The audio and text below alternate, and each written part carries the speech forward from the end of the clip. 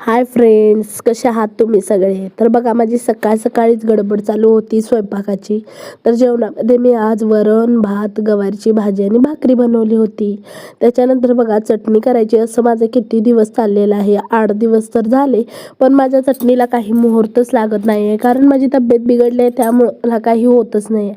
म्हणून म्हटलं आज लसूण तरी साफ करून घेऊया. त्यासाठीच बघा, 1 चमचा तेल घातलं, थोडंसं ज्वारीचं पीठ घातलं आणि हलवून 2 ते 3 तासासाठी उन्हामध्ये ठेवलं. आणि उन्हामधून ठेवलं ना 2-3 तासानंतर, तसं गरम गरमच पिशवीमध्ये घातलं आणि असं आपटून घेतलं. आणि बघा, एक थोडा वेळ जरी आपटायचं, जास्ती काय आपटायचं नाही, नाहीतर लसूणचा चुरा देखील होऊ शकतो. त्यामुळे सांगते आहे, थोडंसं आपटून घेतलं आणि त्याच्यानंतर बघा असं थोडंसं चोळून घ्यायचं, जेणेकरून त्याचे जे काय साल आहेत ना ते हलके होतील आणि निघण्यास मदत होईल.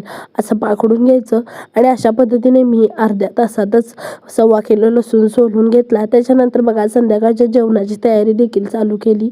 दुपारी थोडं विश्रांती घेतली. दुपारी विश्रांती घेतल्यामुळे काही शूटच घेतलं नाही. तर बघा, गरम 2 भाकऱ्या घालून घेतल्या आणि त्याच्यानंतर बघा, आज अंड्याची भाजी केली होती. कारण घरामध्ये नॉनव्हेज दुसरं काहीच आणलं नव्हतं. तर म्हटलं आज अंड्याची भाजीच बनवून घेऊया आणि साधी सिंपल पद्धतीनेच मी अंड्याची भाजी बनवते बघा.